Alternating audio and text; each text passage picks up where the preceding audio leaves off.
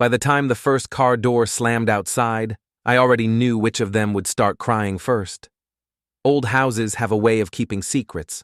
Ours kept them in the floorboards, in the squeak of the third stair, in the hum of the fridge that never quite shut up.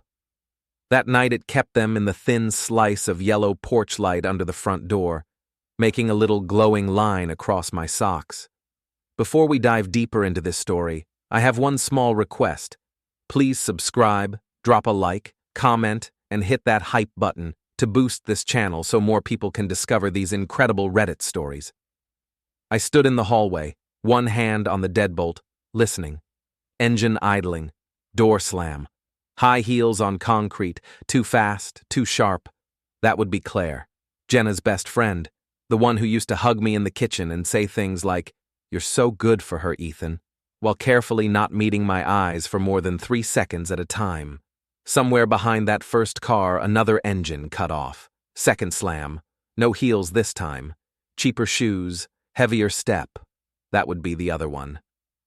I'll let you decide which word you like best for him.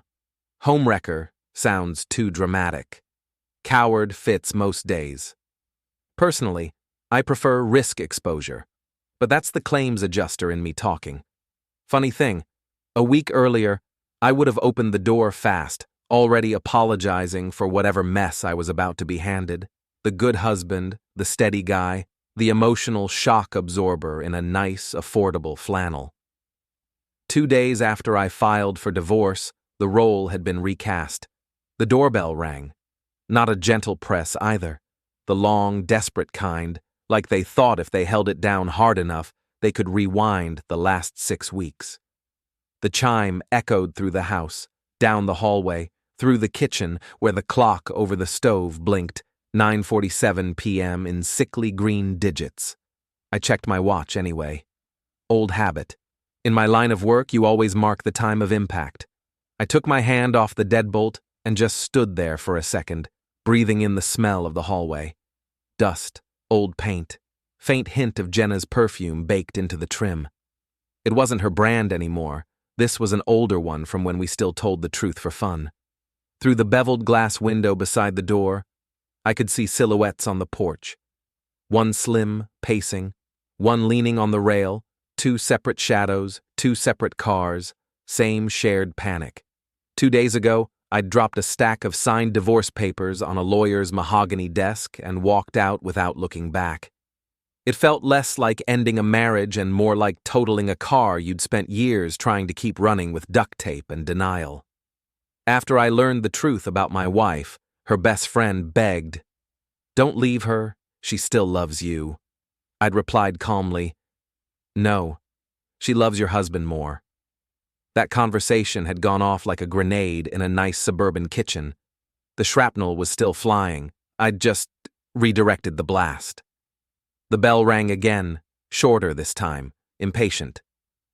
"Relax," I murmured, knowing they couldn't hear me. "You're the ones who liked surprises." Behind me, the house was clean in that hollow, staged way.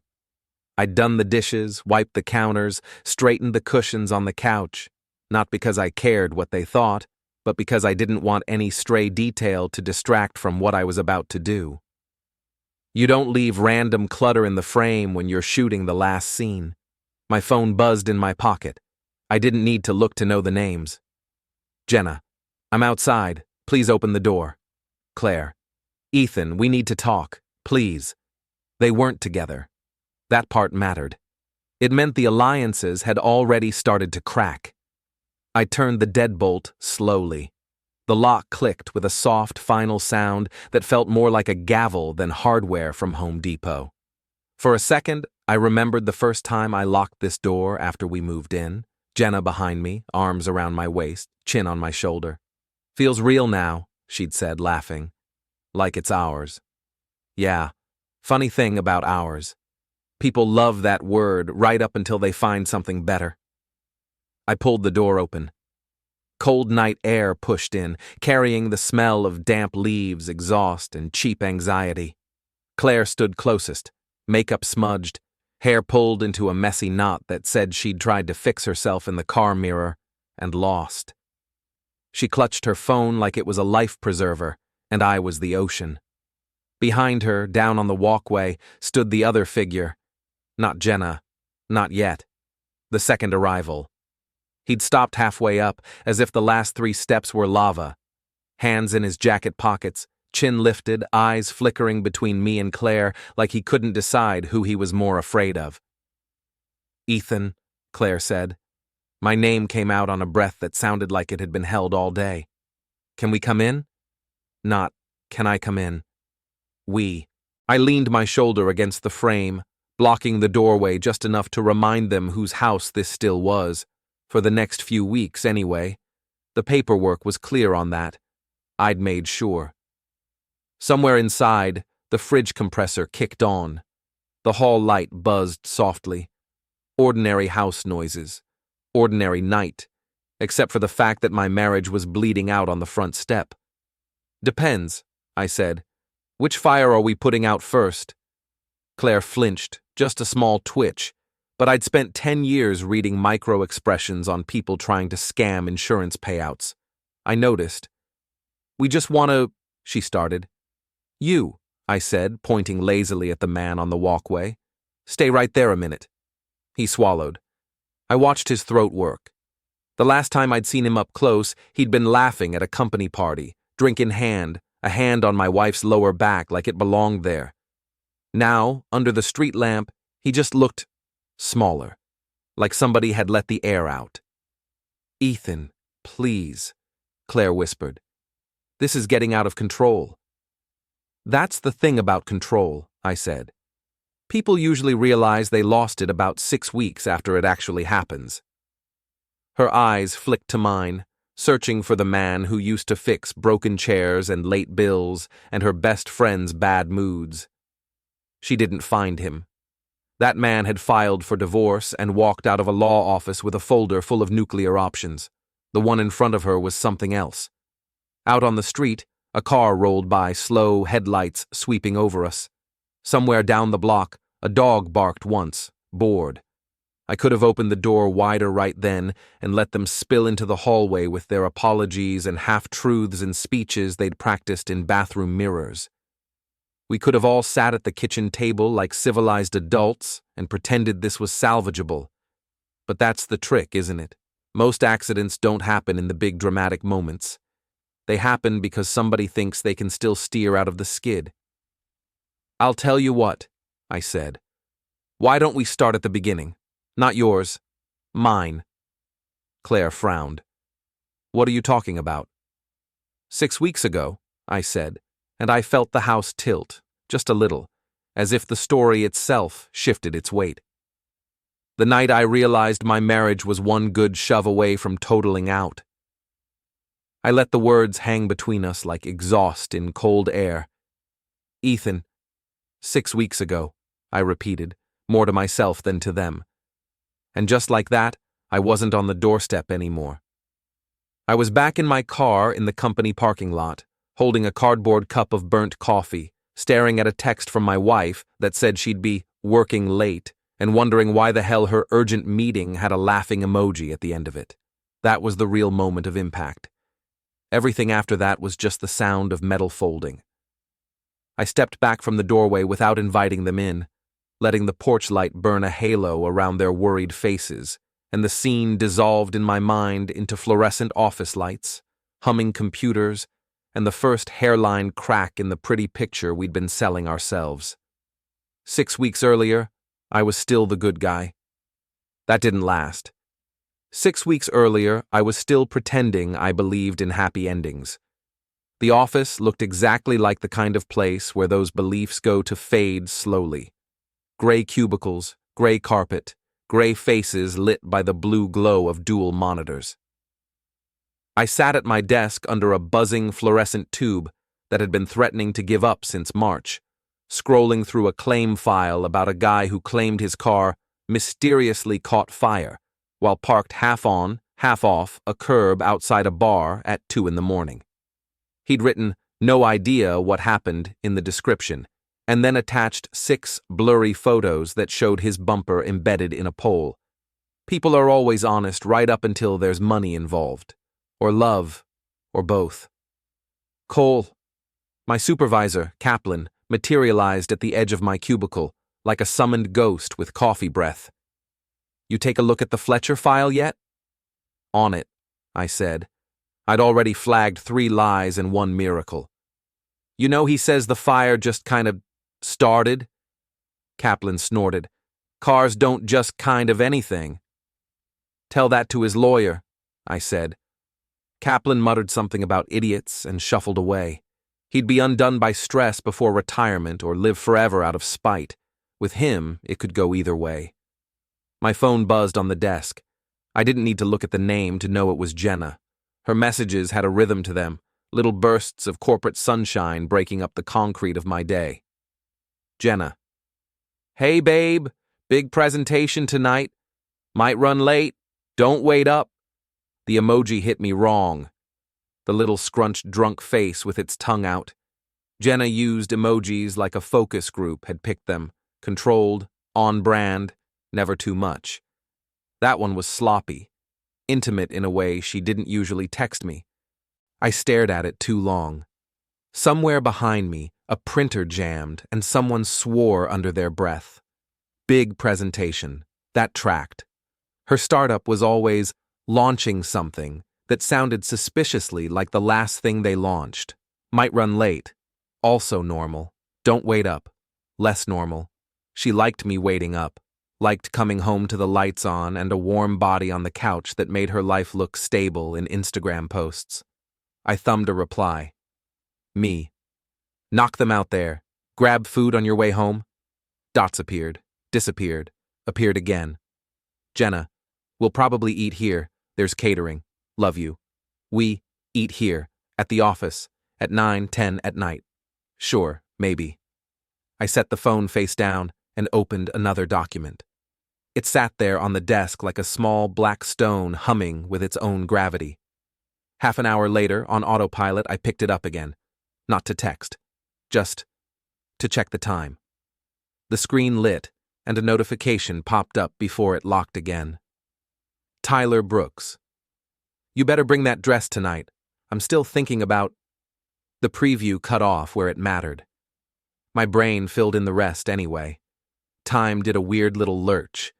The office sounds went tinny and far away, like someone had turned the volume down on reality. There are a few moments in life you can point to later and say, right there, that's where the road forks. People talk about them like they're thunderclaps. For me, it was a half sentence from a guy I'd met exactly once, on an office tour where he'd called me man 3 times in 60 seconds. I didn't unlock the phone, didn't scroll, didn't dig. I just stared at the name. Tyler Brooks, creative director.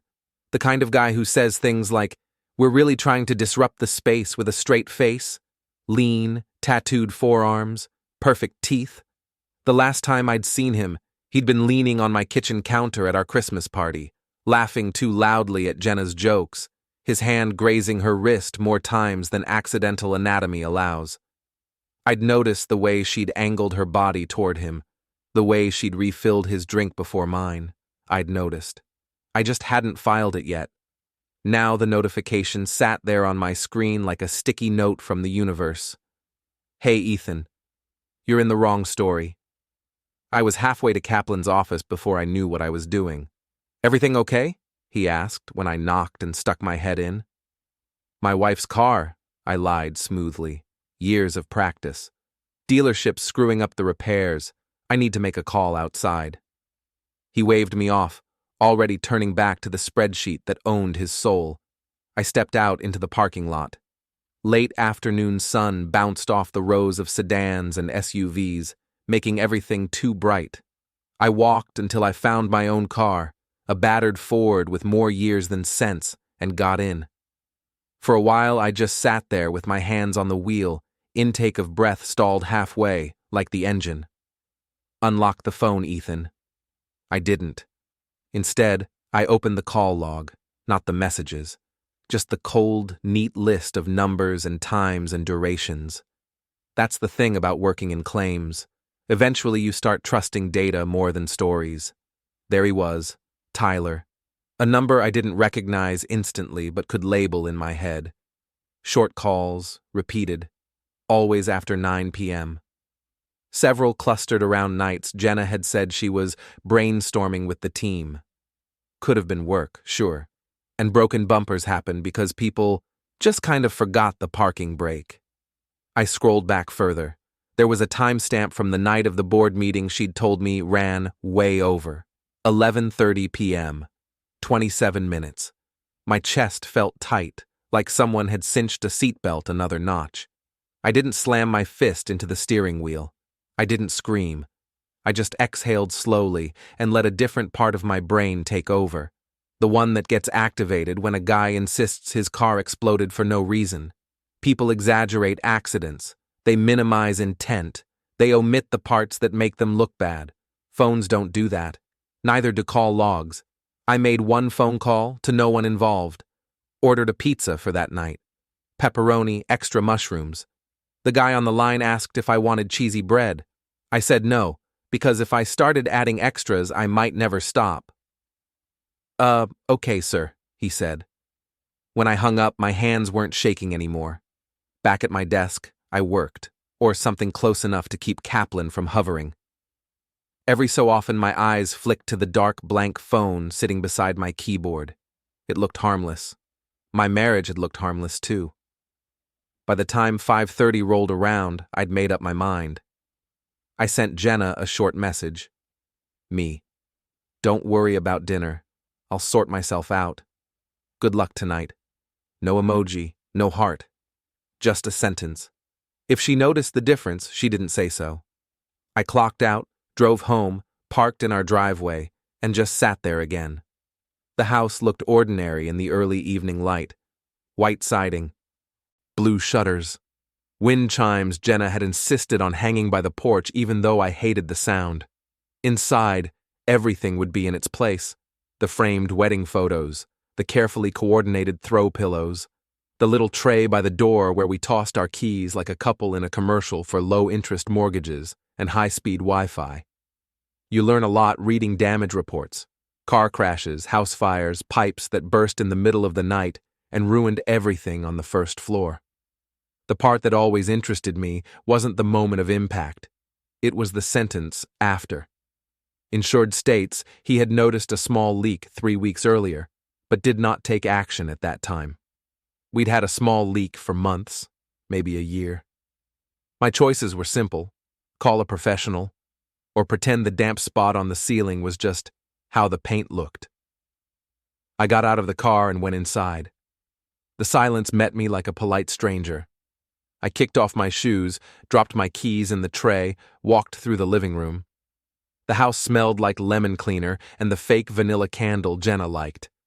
On the kitchen table, her tablet sat in a neat stack with a notebook and a printed deck of slides for some campaign. She'd left in a hurry. Her coffee cup was still half full, a lip print on the rim. I told myself I was just going to move the tablet so it didn't fall. That's how we start justifying things, isn't it? With just. I picked it up. The screen lit, asking for a 6-digit code. I typed in our anniversary date without thinking. It opened. Of course it did. When you trust someone, you share everything. Passwords, toothbrush space, bank accounts, blind spots. Her email popped up first, full of client threads and internal drama. I wasn't interested in that. I was about to set it down when a familiar icon caught my eye. Photos. Little red bubble in the corner. New uploads. I hesitated. This was the line people write about in advice columns. The place where you either choose to trust or to pry. Thing is, trust doesn't mean not looking. Trust means knowing you can look and not finding anything. My thumb moved on its own. The photo feed opened.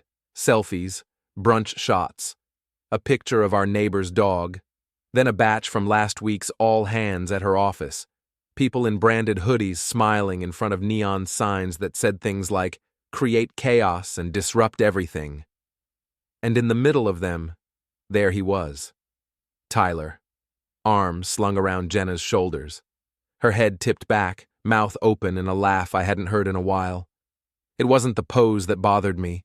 People flip their arms over each other at work events all the time. It was her eyes. They were locked on him. Not the camera, not the person taking the photo. Him. In another shot, his hand had slipped lower, fingers resting on the small of her back. Not obscene, just familiar. The kind of familiar that doesn't start with one picture.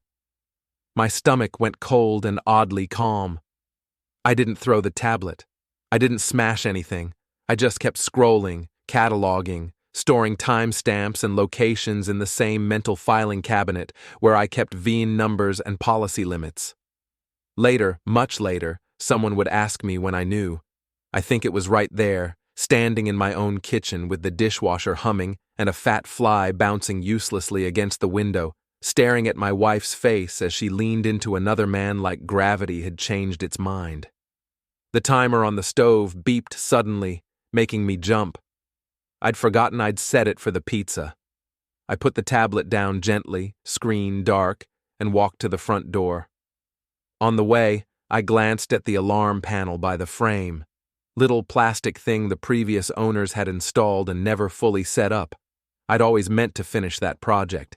Add cameras, get everything wired. The world was getting weirder. You couldn't be too careful. I stopped, looked at the panel, at the small camera icon printed on the side. An idea slid into place with the quiet inevitability of a seatbelt clicking home. If there's one thing an insurance guy knows, it's this. Whatever story people tell later, the only thing that matters is what you can prove.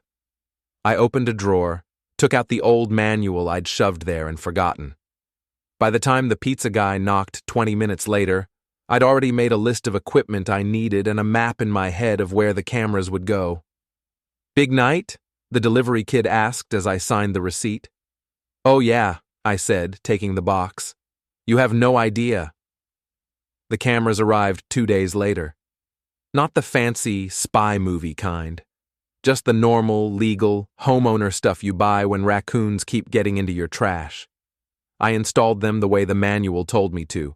Doorway, living room, hallway, nothing hidden, nothing illegal. Just strategically placed. If you walked through our house naturally, you wouldn't think twice. If you snuck in at 2 in the morning or stumbled in with someone who shouldn't be there, the cameras would think for you. I told myself it was about safety. Technically, it was. Safety from lies counts. That night, Jenna breezed in at 10:41 p.m., hair tousled, cheeks flushed, smelling like a hotel lobby bar and peppermint gum. She dropped her bag, kicked off her shoes, and hugged me like nothing was wrong. "You're tense," she said, voice honey-sweet. "Long day?" "Pretty standard," I said. "Yours?" She hesitated. Not a full second, just a flicker. "Non-stop. We're prepping for Monday's pitch. You would not believe the chaos." Chaos. Interesting word choice. I wondered if Tyler used it in bed or just in brand decks. She talked while I reheated leftover pasta. Her words spilled like glossy magazine pages. Team drama, deadlines, someone messing up a slide. I listened. Not because I cared, but because you learn more by listening than asking. When she went upstairs to shower before bed, she took her phone with her. She never used to. But habits change. Affairs are excellent personal trainers that way. They teach discipline fast. I waited until the water started running, then opened her bag. Not rifling, just checking. Her tablet wasn't there. Neither was her notebook. But a crumpled receipt was wine bar, downtown, 2 glasses of Prosecco, timestamp 9:57 p.m. Funny. I didn't know her office served Prosecco during late meetings. I took a photo of the receipt. Not as evidence. Receipts aren't proof of cheating. They're proof of being somewhere you lied about. Different file. Upstairs, the shower shut off. I closed the bag quietly. Later, when she curled against me in bed, whispering half asleep, "Love you," her hair still damp, I looked at the ceiling instead of her. People think endings happen explosively, with shouting, slamming doors, tears. More often, they happen like this. Someone lying inches from you, wrapped in your sheets, while their heart, is already in someone else's hands. Around midnight, her phone lit up on the nightstand. Tyler Brooks. Drive safe? Jenna, asleep, didn't see it. I did. The next morning, I woke early, made coffee, and watched the living room camera feed on my laptop. Crisp, clear, just what I needed. This wasn't revenge yet. This was preparation.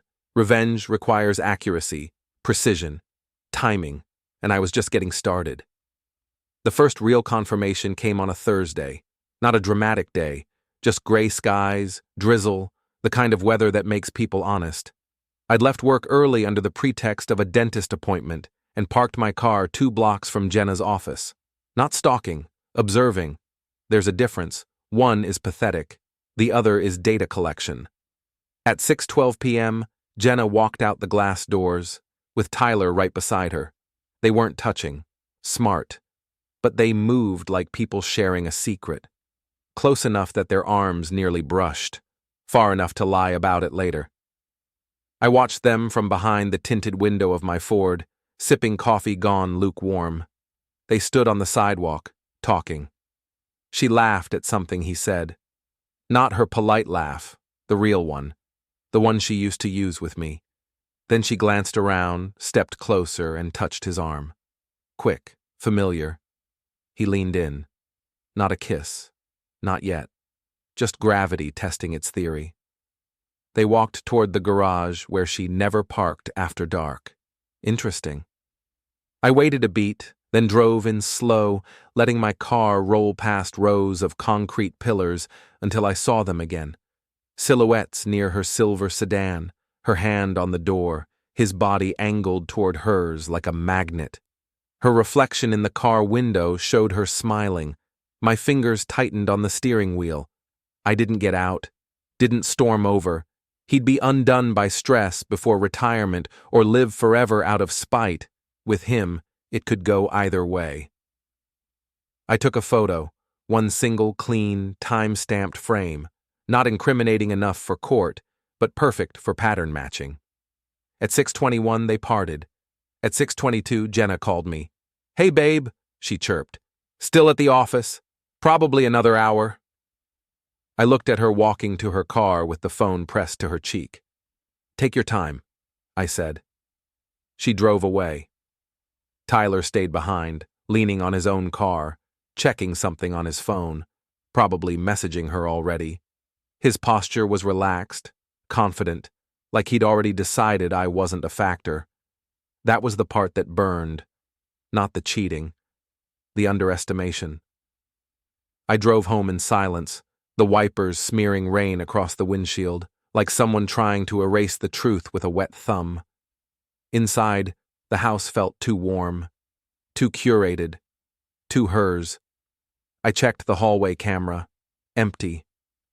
Then I opened a new folder on my laptop and labeled it Jenna Timeline. Dates, screenshots, receipts, calls, patterns. You can't file a claim without documentation. You can't destroy a lie without it either. And I wasn't about to go into this unprepared. The night everything snapped into focus wasn't dramatic. No shouting, no slammed doors, just one sentence said in the wrong tone. It was Saturday. Jenna announced she had urgent campaign revisions and needed to head into the office.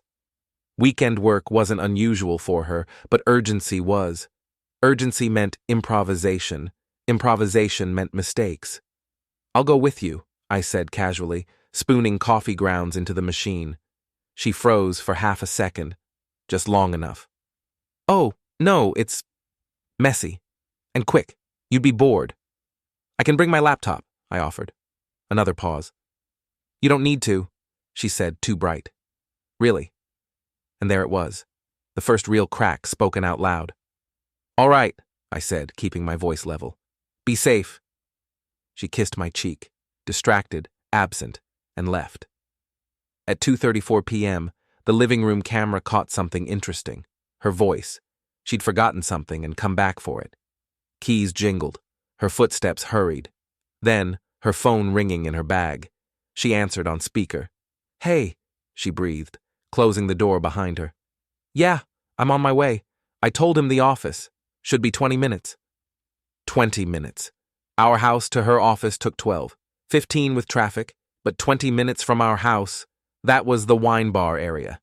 She grabbed her keys, slammed the door, and was gone again. I replayed the audio 3 times. Not because I needed to, because that's what you do. When a truth lands so neatly, you almost admire the craftsmanship. I didn't follow her. Not yet. Following breaks subtlety. Following forces decisions too early. Good revenge is like simmering sauce. You don't rush the reduction. Instead, I opened my laptop, added the timestamp to the folder, and made tea. At 4:02 p.m., she texted, "Jenna, heading home soon. So exhausted, LOL." At 4:03, another text, this time from a number saved under Mara, client. Mara, did you get away okay? Cute. At 4:08, a familiar name appeared on my screen. Tyler Brooks. That was worth the risk. There are messages that ignite fury. Then there are messages that detonate clarity. This was the latter. I didn't text Jenna, didn't confront her, didn't even pace. I opened Amazon, added 2 more indoor cameras to my cart, overnight shipping. Then I drove to the hardware store and bought a toolkit I didn't need, but looked the part. By the time Jenna came home at 5:12, hair slightly mussed, blouse tucked in unevenly, perfume heavier than usual, I was sitting on the couch, watching a documentary like my world hadn't just crystallized into perfect, icy purpose. She kissed me. I nodded. She apologized for the long day. I nodded. She took a long shower. I organized screws by size. When she fell asleep beside me, breathing shallow from whatever story she'd told herself to stay sane, I lay awake and stared at the ceiling. Revenge isn't born in rage. It's born in calibration. And now I finally had all the measurements I needed. By the time the new cameras were up, the house felt less like a home and more like a crime scene waiting for its final photograph. Not her crime. Mine. Sunday afternoon sunlight slid through the blinds in thin, pale stripes while I sat at the kitchen table with a cup of coffee that had gone cold an hour ago. The footage from the last 3 days played on my laptop. Mostly empty rooms, me walking through, Jenna brushing her hair before bed, the usual choreography of domestic life. Then, something new. At 11:52 p.m. the previous night, while I pretended to be asleep, Jenna had crept downstairs. Not suspiciously, just quietly, like someone who didn't want to wake the man she was betraying. She opened her bag, pulled out her phone, and whispered into it. I turned the volume up. "Yes, he's asleep. No, I can't tonight. Tyler, stop. Seriously, stop. Monday, maybe. Okay, fine, Tuesday." I said Tuesday. Soft laugh. Not guilt. Anticipation. Then she'd tiptoed back upstairs like a teenager sneaking in after curfew. I closed the laptop, rubbing my thumb over the hinge. There was a strange comfort in watching lies turn into data, watching affection turn into patterns, watching love turn into logistics. I wasn't hurt anymore. I was busy.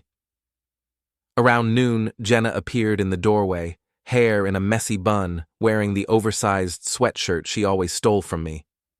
"I'm running to Claire's," she said casually. "She needs help planning a thing for Justin's birthday." "Sure," I said, sipping cold coffee. "Take your time." She smiled, relieved I wasn't asking questions. When the door clicked shut behind her, I grabbed my jacket and keys, not to follow her, to visit someone else. The apartment building where Tyler lived looked like every place men like him choose when they want to feel expensive.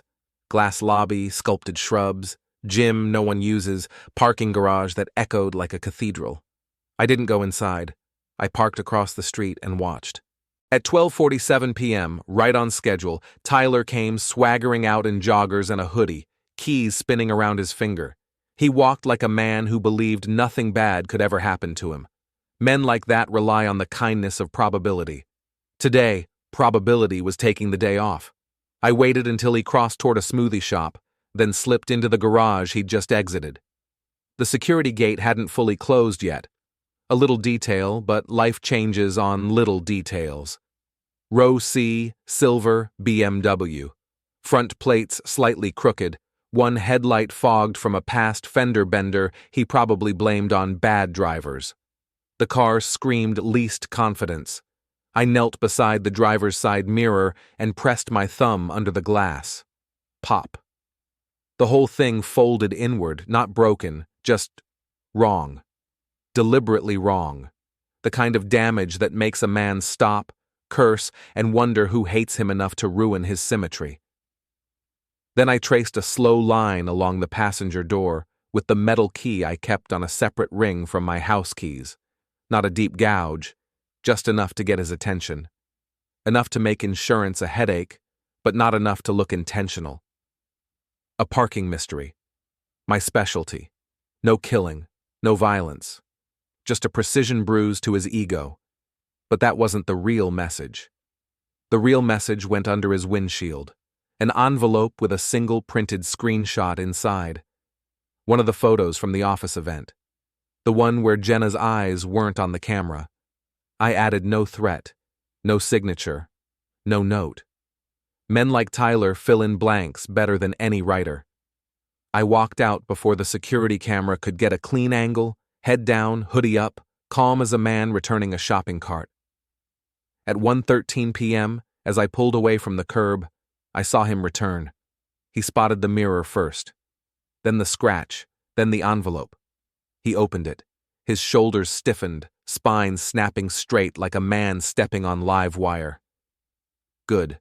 Let him wonder, let him panic, let him guess wrong before he guesses right. My phone buzzed. Jenna, Claire wants dinner tonight. You okay with that? I smiled into the rearview mirror. Me. Of course. Have fun. Fun was ending very soon, and when it did, I wanted them all standing close enough to watch each other burn. Dinner at Claire's house was supposed to look friendly. 4 adults, wine glasses, candlelight. The illusion of normalcy stretched so tight it squeaked. But the moment we walked in, everyone knew something was rotting underneath. Claire's smile was trembling. Justin kept adjusting his shirt collar like it was choking him. Jenna was talking too fast. And Tyler, yes, Tyler, showed up 10 minutes late with a cracked voice and a forced grin, eyes darting anywhere but at me. Good. The envelope had done its work. We sat at the table. Claire poured wine with a hand that wasn't steady. Small talk collapsed after 3 sentences, the way small talk does when every person at the table is lying to themselves or someone else. Justin tried. So, Ethan, work good? Busy, I said. A lot of people pretending accidents just happen. Jenna's fork froze halfway to her mouth. I let silence fill the room until it thickened. Then I set my napkin down and looked directly at her. I filed for divorce, I said plainly. 4 reactions detonated at once. Jenna gasped. Claire's hand flew to her mouth. Justin swore under his breath, and Tyler, sweet, panicking Tyler, looked like someone had unplugged his spine. No, Ethan, wait, Jenna stammered, reaching across the table. I didn't move. We can talk about this. We won't, I said. Then I turned to Claire. You begged me not to leave her, told me she still loved me, but you left out the part where she was busy loving your husband more. Claire's face drained so fast it was like watching a window frost from the inside. Justin stood abruptly. That's not... Claire, listen. I slid my phone across the table. A screenshot. 1 message, time-stamped. Her husband. Her best friend's wife. 2 liars tangled together. The room erupted. Claire shouting. Justin shouting back. Tyler standing up like he wasn't sure whether to run or apologize. Jenna crying without tears, always fascinating. I stayed seated, sipping my wine, letting the chaos swirl around me like a storm I'd predicted down to the minute. When the volume peaked, I spoke again, calm, surgical. HR has already seen the evidence. Your company will call you tomorrow, Jenna. And Tyler, well, you should get your car checked. Something's out of alignment. He flinched. Jenna stared at me with horror, dawning slow, like sunrise through dirty blinds. Ethan, what did you do? Nothing, I said. I simply stopped pretending. The table fell silent. Then Claire whispered, voice cracking, You've destroyed everything. No, I said, standing. I just exposed what was already broken. I walked to the door. Behind me, 4 people screamed at each other, accusations, pleas, curses, all blending into one tangled, wonderful soundtrack of collapse. Outside, the night air felt clean, and for the first time in weeks, I could breathe. Tomorrow would be the final blow, the one none of them would ever walk away from intact. I didn't sleep that night. Too many voices still echoing from Claire's dining room, not theirs, mine. The part of me that had finally stopped pretending to be harmless. By dawn, everything was ready. At 9:03 a.m., my phone buzzed. Jenna, please come home. We need to talk. Claire, are you there? Please answer. Unknown number. You did this. You sick freak. You're dead. Tyler, predictable as gravity. I ignored all 3. Instead, I opened the folder labeled Timeline, Final, Evidence Packaged, dates lined up, calls, receipts, photos, audio clips from my legally installed cameras, not to send to lawyers, not to destroy them financially. That was already happening. Today was about something else, a physical truth, a confrontation no one could spin. At 11:14 a.m., the doorbell rang.